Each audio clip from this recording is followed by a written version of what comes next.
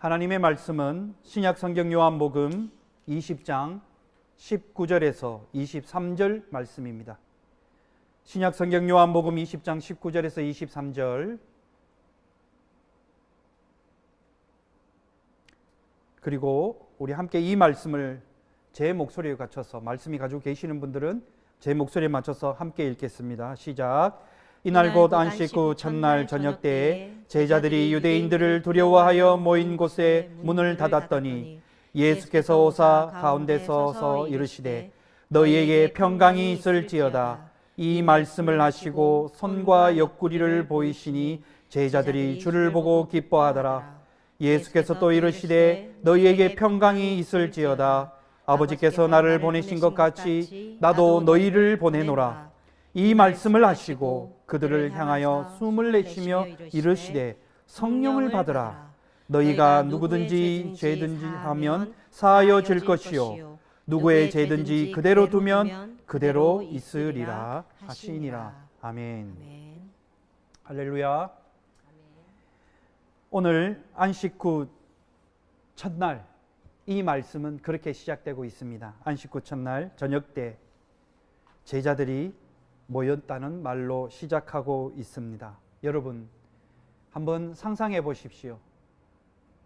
안식 후 첫날 저녁 시간에 제자들이 어떤 방에 모여서 문을 닫고 모여 있었습니다. 여러분, 이런 말로 하면 굉장히 서정적이죠. 저기 밖에는 창가에는 노을이 져서 하늘이 붉게 물들여져서 이렇게 있고, 그리고는 어둠이 내려앉을 때는 그 내려앉는 동시에 찾아오는 고요함들, 그렇게 생각할 때 여러분 굉장히 느낌이 서정적일 것입니다. 그런데 오늘 이렇게 안식 후 첫날 밤에 저녁에 제자들이 모여 있는 것은 그러한 기분 좋은 소설에 나오는 그러한 서정적이고 시에 등장하는 그런 서정적인 이야기가 아니라는 거죠. 그들이 이곳에 문을 닫고 모인 이곳에는 두려움으로 이 자리에 모여 있습니다. 오늘날까 따지면 주일 저녁으로도 이야기 말할 수가 있는데, 그들이 따르던 선생님 예수님이 십자가에 죽으신 이후에, 그리고 그들이 이 시간 십자가의 죽음과 동시에 어떻게 급변하게 바뀔지 모르는 상황 속에서 그들은 피신하여서 숨어서 이곳에 한 방에 모여 있었던 것입니다. 그래서 그 방에 모여 있었던 그들은 그들 가운데 두려움이 엄습하고 있었습니다. 내일이면 어떻게 될까? 로마의 병사들이 우리를 찾아와서 우리를 잡아가고 우리를 처형하지 않을까? 그리고 난 이후에 우리의 삶이 어떻게 될까? 어디로 도망가지? 그리고 주님을 따르던 알지 못하는 수많은 제자들은 이미 그들의 삶의 자리로 떠나고 돌아간 이후였습니다. 더 이상 그들이 모인 예루살렘에는 예수님을 따르고 예수님의 이름을 불렀던 그 많은 사람들이 모여 있지 않았습니다. 다 어디로 갔을까요? 불과 얼마 전, 예수님 하루 전만 해도, 예수님이 십자가에 달리시기 전만 해도, 그들은 그 일주일 전만 해도 그들은 예수님을 따르며 예수님이 가시는 곳마다 그들의 삶의 자리에는 많은 무리들이 모여 있었다는 것이지요. 과연 그렇게 따르고 그렇게 환호하고 그렇게 소리치던 사람들이 여러분 지금 다 어디로 갔을까요? 예수님의 가까이에서 주님을 모시고 주님과 함께 그 사역을 했던 제자들은 이제 소수가 모여서 한 방에 모여서 두려움 속에서 그들은 이 시간, 내일이 이 시간 이후가 어떻게 될지 몰라 하고 있다라는 것입니다. 그리고 그날 새벽이 밝았습니다. 새벽에 막달라 마리아는 예수님의 무덤에 갔다가 부활하신 예수님을 만났습니다. 마리아가 그 사실을 제자들에게 전했지만 여러분, 제자들은 어땠을까요? 제자들은 그것을 믿지 않았다는 것입니다. 받아들이지 않았다는 것입니다. 여러분, 그런데 가만 생각하면 그럴 수밖에 없습니다. 이런 일은 그들이 한 번도 경험해보지 못했기 때문입니다. 아마 여기 모여있는 우리들을 한번 생각해 봅시다.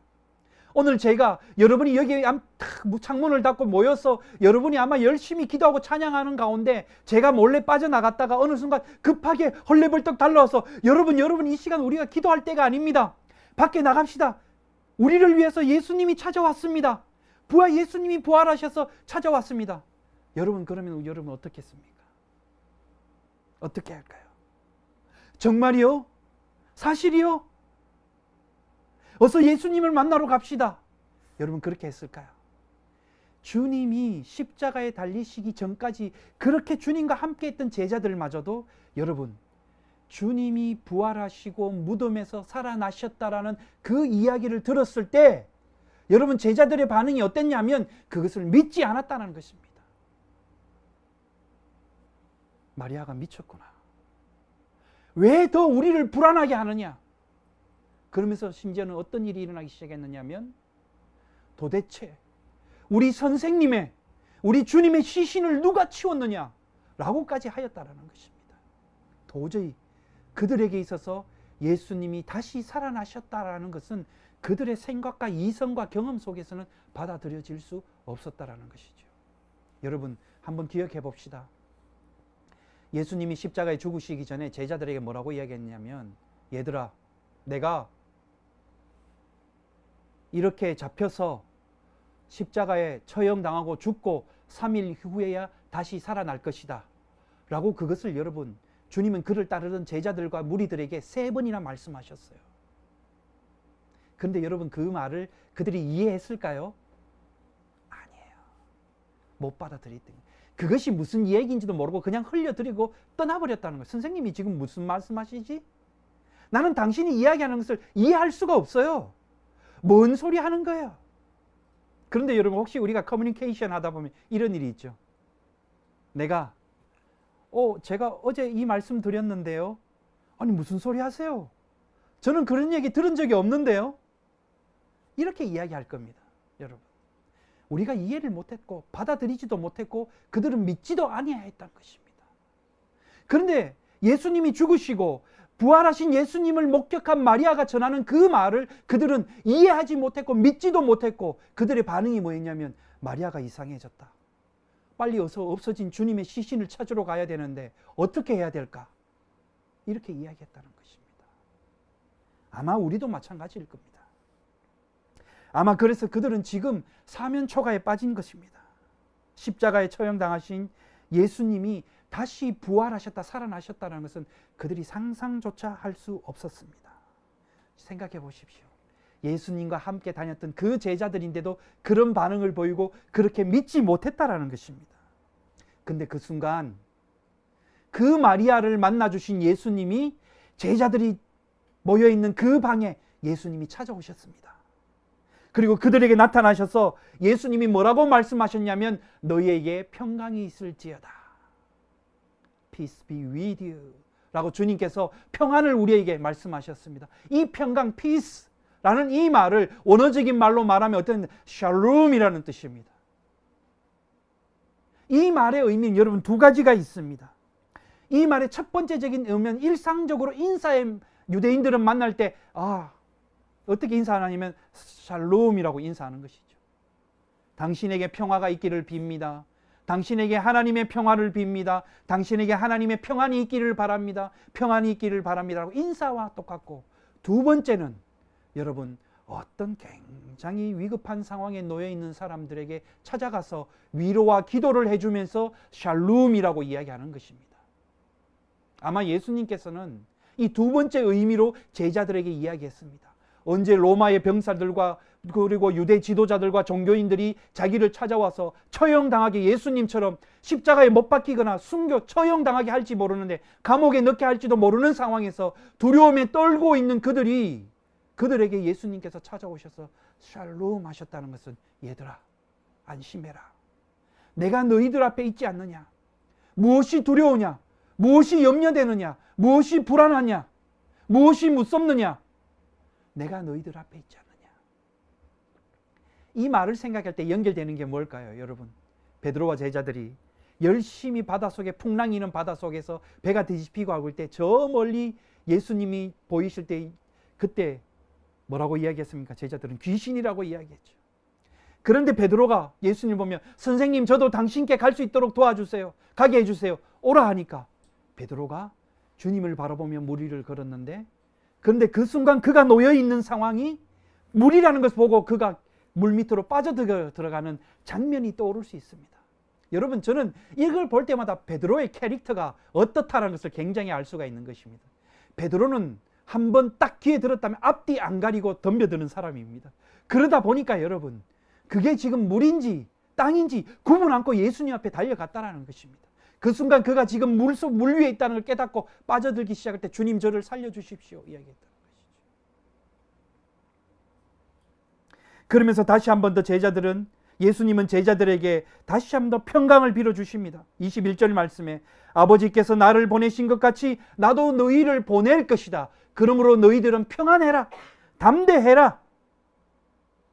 두려움의 현실에 도피하지 마라. 하나님을 믿는 사람은 현실이 아무리 무겁고 힘들고 어렵더라도 거기에 외면하지 않는다. 그 자리에 있는 순간조차 하나님을 부르짖고 찾으라. 내가 너희를 보냈고 내가 너희를 세웠고 내가 너희를 불렀기 때문에 너희의 길은 내가 너희를 위해서 내 인생을 너희의 인생은 내가 너에 위해서 베풀어주고 열어놓은 인생이기 때문에 담대해라. 그 믿음을 가지고 살아가라. 그리고 너희에게 하나님의 평안을 찾으라 라는 말씀입니다.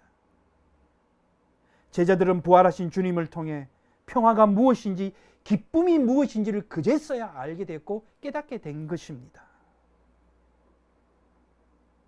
여러분, 오늘 본문은 그러한 배경들을 둔 말씀입니다. 22절 말씀에 그러면서 예수님께서는 이렇게 말씀하십니다. 이 말씀을 하시고 그들을 향하사 숨을 내쉬며 성령을 받으라 라고 말씀하셨습니다. 왜 이렇게 말씀하셨을까요? 예수님이 다시 아버지 곁으로 가시고 그러셔야지만이 보혜사 성령이 오셔서 제자들이 주님의 지상명령의 사역을 함께 할 수 있기 때문입니다. 그러면 성령이 무엇일까요? 라고 물으면 여러분 어떻게 대답하시겠습니까? 성령이 무엇일까요? 한번 생각해 보셨습니까? 골방에 갇혀서 사는 그래서 거기에서 열심히 막 주님의 이름을 수십 번 부르다 보면 갑자기 뭔가 몸이 이상해지는데 그것이 성령이 나와 함께 가시는 증거일까요? 어떤 사람들은 여러분 성령을 귀신처럼 비슷한 존재로 생각합니다. 심령술사들이 악한 영을 불러내거나 쫓는 것처럼 신자들도 성령을 의지해서 기도하면 귀신이 물러갈 수 있다고 부릴 수 있다고 합니다. 그러면서 여러분 그런 성령 집회를 가다 보면 어떻게 합니까? 성령 받으라 성령 받으라 하는데 뭘 받을까요? 공을 받는다는 것입니까? 성령 집회 일반적으로 말하는 현상들은 어떻게 보면 집단적인 히스테리나 체면에 걸린 그런 광신적인 분열적인 그러한 증거를 보여주는 그런 그룹의 무리들이 나타내는 증상과 히스테리적이고 분열적인 증상이 똑같다라는 것입니다. 그것이 성령의 역사를 이야기하는 게 아니라는 것입니다. 집회를 인도하는 이들이 손을 높이 들면 청중들이 쓰러지기도 합니다. 곤두박질 칩니다. 고함을 칩니다. 특별히 이 우리나라의 교회들이 이런 것에 굉장히 왜곡되어 있다는 것입니다. 대표적인 게 오순절 교단의 은사주의적인 것, 방언이나 신유나 축기들을 강조하면서 거기에 집중하면 거기에 이야기합니다. 그래서 웃지 못할 해프닝이 있습니다. 방언을 못 받으셨죠? 믿음이 없는 것입니다. 손 들어 보십시오. 제가 이렇게 말하면 여러분 어떻게 대답하십니까? 여러분 믿음이 없습니다. 이렇게 이야기하는 곳이 있습니다. 그러면 따라 하십시오. 방언을 받게 해드리겠습니다. 저 따라 하십시오. 자, 할렐루야를 지금부터 100번 외칩니다. 이러면 막 사람들이 할렐루야 할렐루야 하다 보면 갑자기 그 모여있는 무리들이 이상할지 모르게 이상한 소리를 낸다는 거예요. 그러면서 다 끝나고 난 뒤에 뭐라고 했냐면 이야기합니다. 자매님, 형제님 성령 받았습니다. 방언 받았습니다. 이렇게 이야기합니다. 참으로 웃지 못할 그런 현실입니다. 여러분. 그러면서 여러분 그것이 무슨 성령의 역사인 것처럼 충만한 것처럼 우리는 왜곡되고 그렇게 이야기한다는 것이죠. 아니면 성령이 충만한 교회는 어떤 교회입니까? 아, 목사님이 설교 전하실 때 아멘 소리가 큰 교회가 성령이 충만한 교회입니다. 그럼 우리 교회는 어떻습니까, 여러분? 아, 여러분 보십시오.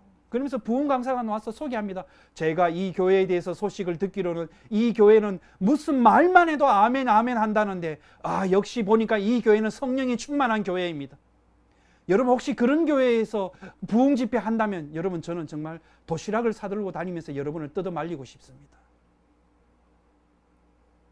성령 하나님이 역사하시고 성령의 역사와 성령의 충만함, 성령의 임하심이 여러분 그것으로 인해서 이야기하는 게 아니라는 것입니다. 구약 성경에서 성령은 루아흐 뭐라 하냐면 신약 성경 그거를 다른 말로 동일한 뜻이지만 푸뉴마로 해석합니다. 루아흐나 푸뉴마는 두 가지 뜻이 있습니다. 하나는 바람이고 하나는 영입니다. 그래서 오늘 본문은 예수님의 제자들 향해서 숨을 내쉬면서 성령을 받으라고 말씀하셨습니다. 그래서 숨과 성령은 똑같은 의미입니다. 뭐냐? 바람과 영이라는 뜻입니다. 여러분 바람이 불으면 우리는 어디서 왔다가 어디서 왔는 스쳐 지나가면 알 수는 있겠지만 그 존재 자체를 찾아볼 수는 없다는 것입니다. 이 말은 다른 말로 이야기하면 생명이 우리 가운데 온다라는 것입니다. 다시 한번 이야기해 볼까요? 그러면 갈라디아서에서 바울은 하나님의 성령이 역사하고 있고 성령이 충만하고 성령 하나님의 보혜사 성령님의 의지에서 살아가는 사람들에게 나타나는 교회와 공동체와 성도들의 삶에 어떤 것이 증거가 있느냐라는 것입니다. 사랑이라는 것입니다. 온유함이라는 것입니다. 인내함이라는 것입니다. 평화라는 것입니다. 위로함이 있다라는 것입니다. 이것이 뭐냐면 우리 가운데 성령이 함께 한다는 것입니다. 제가 어떤 분들을 볼 때 그런데 여러분 우리 가운데 이런 다 무수한 이 열매들이 맺히기 쉽지가 않다는 거죠. 근데 어떤 분들을 보면 제가 옆에서 보면 와 그분은요 다른 사람들을 찾아가서 굉장히 그분들을 돌보고 챙기는 것들을 굉장히 잘하시는 분이 있더라고요. 그러면 저는 생각합니다. 아 이분에게 성령 하나님께서 이런 부분으로 굉장히 힘을 주시고 능력을 주셔서 이렇게 봉사하도록 만들어 주셨구나.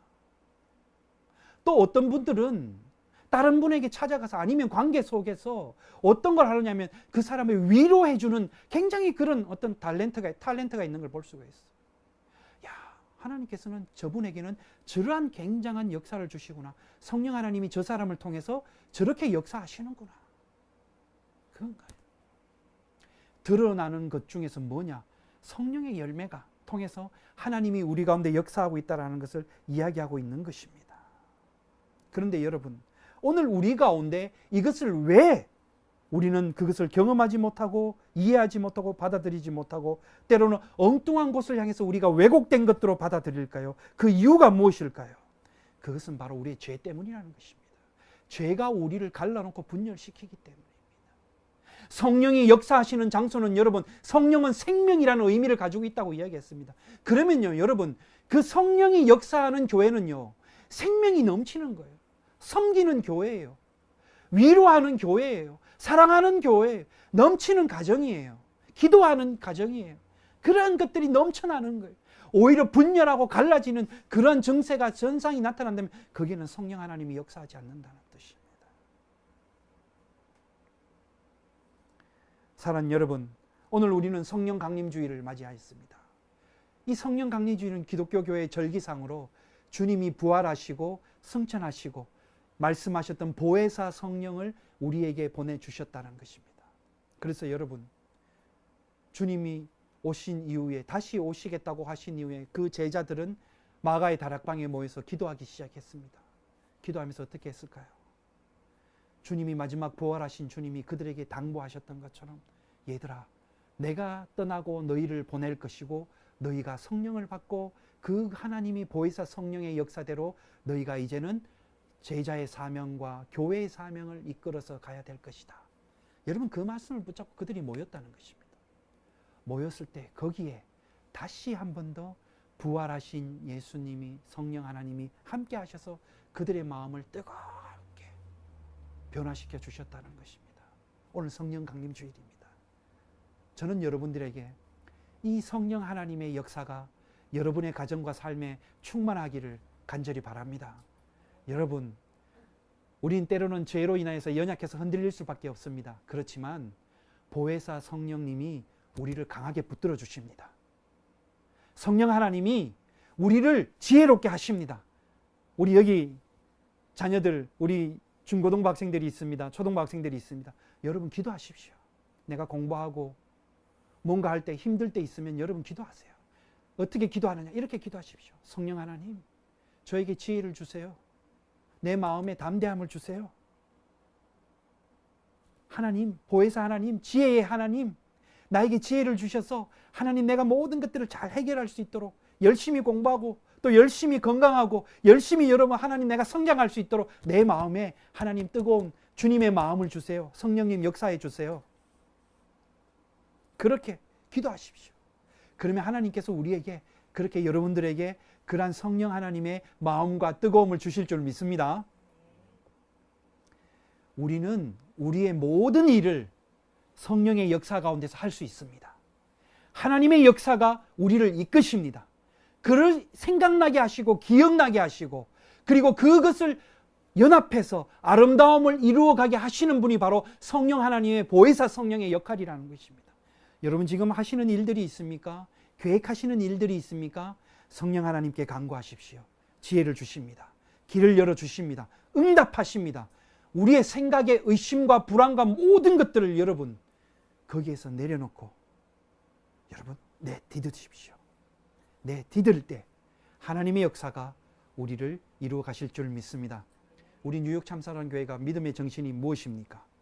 이거지 않습니까?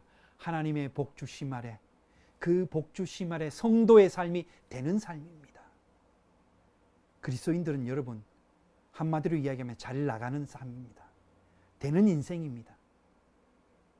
막힘없이 우리는 나갈 수 있습니다.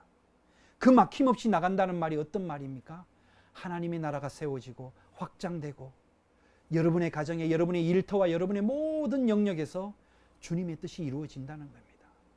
거기에 의지하고 붙잡을 때 여러분의 모든 것들이 주변에 있는 것들이 정리되고 세워지고 지혜롭게 나아갈 줄 믿습니다. 그 성령 하나님의 역사를 붙잡으시면서 이번 한 주간 또 성령의 역사 속에서 충만하게 살아가시는 여러분 되시기를 주님의 이름으로 간절히 축원합니다. 기도하겠습니다. 하나님 아버지 감사합니다. 오늘 성령의 역사를 바라보며 우리는 세워졌습니다. 세움을 받습니다. 마가의 다락방에 역사하신 그 하나님의 역사를 힘입어서 우리 또한 그렇게 주님이 우리에게 성령 받으라고 말씀하신 것처럼 보혜사 성령을 의지하여서 우리가 충만하게 믿음으로 지혜롭게 살아갈 수 있도록 우리의 인생을 열어주시고 인도하여 주시옵소서. 예수님의 이름으로 기도드리옵나이다. 아멘. 우리 함께 말씀을 기억하며 찬송합시다.